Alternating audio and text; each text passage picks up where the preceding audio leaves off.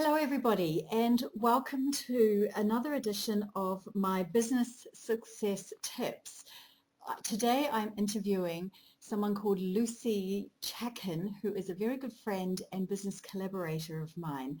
Lucy is a branding expert and she's also a communications expert. And Lucy, it's just fabulous that you have joined me here today, and I thank you for taking the time to speak to me for the benefit of our listeners. That's great. So Lucy, firstly, can you tell our listeners about your background and how you came to be a branding expert? Yeah, sure, Adele. I'm a brand and communications expert, and I work with business owners to realise their potential of their business through their brand. I'm really passionate about brand, and I believe that it's the linchpin for a business's success. So it's not just about getting the badge and the website right. It's about getting clear on your proposition and making sure everyone inside and outside the organisation is aligned. I've worked with big brands in Unilever and RHM, and the brands that I've worked on are brands like Flora, which is a well-known margarine, Magnum, which obviously is a mega brand all around the world, OXO, PG Tips, which is kind of part of the British Constitution in the UK, and Lipton, which is also an international brand, Knorr, Boursin, and Corn, which is was a new sort of food that was introduced, a vegetarian food introduced probably sort of late 80s. Latterly, I've worked with SMEs to realise the potential of their brand. Yeah. So is branding important to all businesses? I mean, you've clearly worked with very large brands in very large corporates, and now you're working with small businesses looking at their brands. Why is it important for a small business to be branded? It's really important for a small business to be branded, and I made a conscious decision probably around about 12 years ago to work with SMEs, as I believe there's a big opportunity for small businesses to up their game with their brand. There is just so much potential if they do it properly. It can achieve so much for a small business. So what does doing it properly mean in summary? So I'm sure I'll ask you some more detailed questions in a moment. So yeah, creating a brand as an SME is a key factor to success, and business owners who get it see their brand as a key asset, really, which as it grows and builds its reputation, it has a direct impact on the valuation of the business. And yeah, I mean, there are some key principles which a business owner should think about when branding their business. Shall I go through those? Oh, that would be great. Yes, please. Yeah, so I suppose in a nutshell, I break it down to 6 core elements that a business owner should be thinking about when branding their business. The first one is vision. So they should have a really clear vision and set of values for their business. And you know, anyone anyway who runs a business should have that, but that's the core piece that needs to be really clear, and it's not just about the profit the business wants to make. It's about what is it, their intent, what is it they're doing, what gets them up in the morning, what is it they're doing this for, and what are the values that sit behind their business and their brand. And secondly, they should understand who their customers are. So who are they and what are their needs and motivations, and particularly the needs and motivations, because that's where the insights for the brands come out that are absolutely key in its success.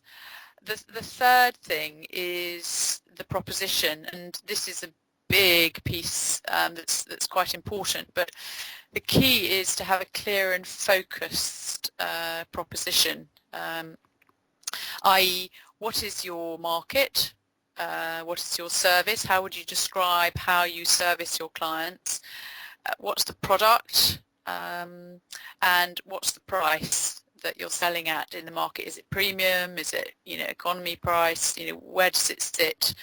And what is the essence of the core of what you're offering, and the core proposition then is what sort of helps you communicate your proposition out to the marketplace. And then the other key thing, the fourth key thing, is what makes you different from your competitors. So what are your core differentiators, and why should people be attracted to you or buy you as opposed to your competitors? And the fifth one is about ambassadors. Your brand needs to be strong on the inside as well as on the outside. So it's my really, really strong belief that the internal team should be your ambassadors, and through engaging with your team you can achieve a lot with your brand. And finally, to create a clear and consistent communications behind the brand. So through all your channels, to all your audiences, you just need to be really clear and consistent in your in the way you message out to those audiences. Now that's very involved. There's one area that you haven't mentioned which I'd like to explore, and that's the idea of personal branding. So if the small business is owned by one person, say an entrepreneur, is it important for that person to be personally branded as well? Yeah, I mean, personal branding is, we all have our own personal position and personal brand, whether we like it or not. People recognise us and we have an identity amongst our peer group, in the professional world, and what we do and what we say and how we show up and our values and personality will reflect that personal brand. And yeah, it's really important that entrepreneurs think about what they want to be known for and how they want to be perceived, as their reputation will help them in their career, and particularly public figures.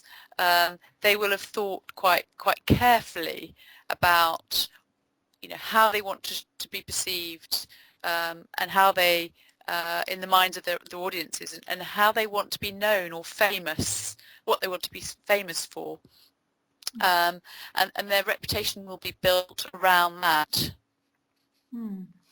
Any examples that you can think of people who have done that particularly well, not necessarily the UK but America or wider? Well, I mean, if you think about, some very famous, a very famous couple is, if you think about Victoria Beckham and how she started off life in the Spice Girls, and now she's been very clever because she's changed quite significantly her brand over the years. Started off in a sort of young, very sort of fairly vivacious, outrageous pop singer, and now she's moved to be a professional woman, and it's all about design, it's about being chic. So she has her own personal brand, and she's built obviously massive brands around her name and through her name, and so is David, actually. Purely as a footballer. I mean, he obviously endorses a number of brands, and he is creating now, as part of the Beckham empire, clothes and clothes range. But he, in his own right, through what he has done in sport, and he's become an ambassador. He's done an amazing job with his brand, and wherever you go around the world, people know who he is. So there's two examples. I could give one other one if I mean, someone like, if you look at the Virgin brand, you know who is part of that and who founded it and who it belongs to. And Richard Branson is obviously a very famous figure, and a bit of a maverick, and he's built a massive brand around himself, which has obviously helped Virgin, and he's a bit of a pioneer, and is known as pioneer. So yes, there's just a few examples there of how people have created quite major brands around who they are and what they're about. So going back to branding in small business, in my experience, when I have branding conversations with small business entrepreneurs, very often they think branding is just a logo. What's your take on that? Yeah, absolutely not. I mean, obviously, the logo is one part of it. There are so many other elements to a brand, and there's the piece around the logo which is important, but it's the messaging, it's how it's perceived in the marketplace, it's the way they communicate, and the collateral and how it shows up, really. So yeah, I mean, the logo is just one small element. It's almost one of the last things that should get considered, really, isn't it? If you think about your 6 points you mentioned earlier, there's a lot of thinking, a lot of work that needs to occur before you even think about what the logo is going to look like, because that will be a reflection of those earlier conversations. Absolutely, yes. I mean, if you think about Nike, for example, and Nike doesn't even need now to have the word Nike on its clothing or on anything. It just needs the tick. You know that tick, and it's associated with Nike. So they've done a very clever job around the communication and created this icon almost in that design. But yes, it was probably one of the last elements that they thought about in producing that brand. Fascinating. So branding sounds very involved. For a small business to think about its brand and all the elements of it, does it cost a lot of money for them to go down that path? For a small business, when you start up, you can create a brand fairly simply and straightforwardly, as long as you're clear on what your product is. And you've got to get a clear name, you've got to get it trademarked, you've got to create probably a domain name first, and a few basic things in your marketing. And yeah, so for companies, I work with companies who tend to be a little bit bigger, around 5 million, and I always say to them, you should spend around about 2 to 3% at least of your revenue on marketing the brand and communications. And a business which has a £5,000 turnover, for example, may need to spend a little bit more as a percentage of their revenue, a little bit more, as there's obviously the basic elements of the brand, which, like a website, search engine, etc., and direct marketing, which are quite important to the overall, I suppose, how the brand grows and manages to attract its audience and its consumers. Small business owners, entrepreneurs are not branding experts by and large. So what support or advice should they be getting as they're thinking about this exercise? Because I'm certain many of them would think, oh, I can do that, that's easy. Or should they seek professional advice? Yeah, well, my advice, of course, it would be, though, because I work as a brand consultant.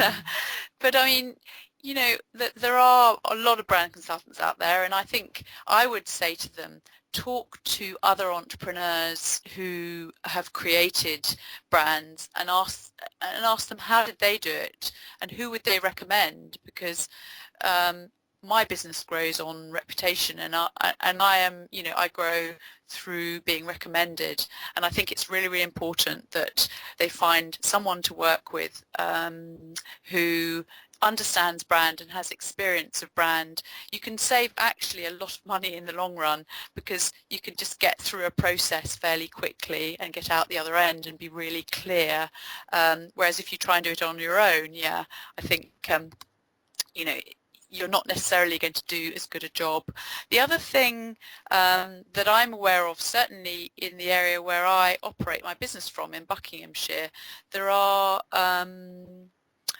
this local sort of business enterprise hubs that have funding available, and there are various schemes, certainly in Bucks where I operate from, where they actually offer grants, and at the moment particularly there's quite a big push all around the country, certainly in the UK, to help small businesses grow and to take advantage of the the upturn in the market. So it's definitely also worth speaking to, especially for very small businesses, speaking to your local business enterprise hub, and they'll have some preferred suppliers. They may advise you, who you might be able to speak to. Okay, very helpful. A number of my listeners are in the what I'd call the expert space. They write books, they give presentations to large groups, so they're building their personal brand as I have and continue to do. So for those people, what do you think they should be thinking about if they're new in the market, new in the game of being on the stage and writing the books and giving the presentations? Yeah, again, I would follow the key principles. They shouldn't be any different. They're obviously different in that it's about you as an individual, or the entrepreneur as an individual, but there's no difference really in the way that someone should approach their own personal brand. It's so important that some very careful consideration is given to it, and what are the things that person wants to do to build up the reputation, as you say, whether they want to write a book, whether they want to be known as a presenter, and who are their audiences. So again, the 6 steps are about being clear on your vision and values. So what is it you're trying to create through your personal brand? What are the values that you want to portray within that brand? Understanding your key audiences and their key motivations.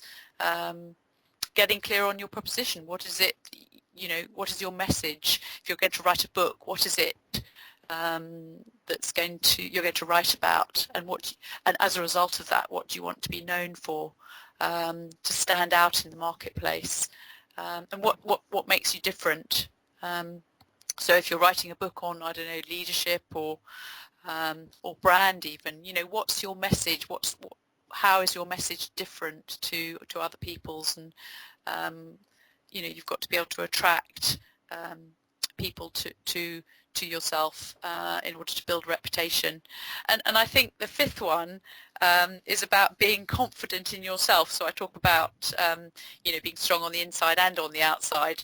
So being really, really confident about your brand and about yourself, and stick with it and have a really, really clear and focused message. So yeah, similar sort of advice there. And just again, for those people who are looking at their personal branding, does wardrobe play a role in personal branding, what people wear? Yeah, absolutely. So it's a bit like, that we talked about the logo not being that important, but it is absolutely key as part of the package. Very similar.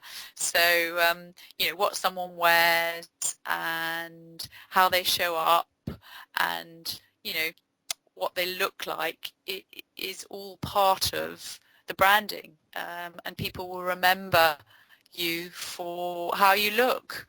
I knew a gentleman who was presenting once, and he always said he always wore a long jacket, like a dinner jacket, as a sort of a slightly longer tailcoat, wasn't Yes. it? Was and that's what he was known for, or for wearing hats, for example.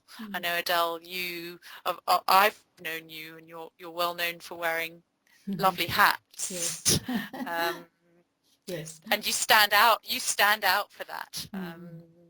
So yeah. Interesting, fascinating. So what three key tips, if you like, would you give to a person who is wanting to brand themselves, or for a business entrepreneur that was starting up a new business, or even a more established business that didn't have this branding piece nailed? What advice would you give to them as they think about branding and how it impacts what they're doing? Yeah, I think my three key tips would be to firstly work with someone who has experience with brand, as they'll help you and challenge you in your thinking. I think that's really, really important. Be clear why you want to create a brand. Be really, really clear what it is and why is it that you want to create a brand. And then thirdly, once you're clear on your positioning, live and breathe it every day and be passionate about it, because if you're not, no one else will be. You have to be your biggest brand advocate, don't you? Whether it's your personal brand or your business brand. Absolutely, yes. Yeah. And also we've got to be aware that not everybody will love it. So you know who your audiences are. So you're not out to sort of have everybody loving it, but you certainly are for your core market, your key audience. Actually, and just on that, you mentioned as one of your key points, one of the key six, engaging your team, your staff, your internal stakeholders. What's the best way to do that as a business entrepreneur that may have a couple of staff or even more? How do they best engage their staff so they are living and breathing the vision of the business and the vision of the brand and the values of the brand? Well, internal communications is so important, and the best way when I work with entrepreneurs to help them engage with businesses, the best advice I can give is don't have all the answers. So be clear on your proposition, but work with your team to get them to tell you how that they can engage. So involve them in the brand, involve them in the decision making, get them to come up with ideas for spreading the word. So yeah, I think it's about engagement, and it's about getting to know, I suppose, working with the teams in the business, and actually getting ideas from the ground upwards as to how you might do that. Making them feel a part of the brand and its development and evolution. Absolutely, yes, that's absolutely key. Fascinating. Lucy, I thank you. The really interesting conversation, and I'm hoping that what we've talked about today is useful for the people who will listen to this, because business is competitive, whatever industry you're in, however big or small business is, and a branded product or service will always stand out in the market more than an unbranded one. And as they say, toilet paper is just toilet paper until it's branded, or cola is just cola until it's branded Coke or Coca-Cola. It makes a difference, doesn't it, to big and small businesses? It really does. It's key to the success, in my view, of large and small businesses alike. Yes, thank you. Look, thank you for talking to me today. I really, really appreciate your time, and I look forward to catching up with you very, very soon. Great. Thank you. See you. Bye-bye. Bye.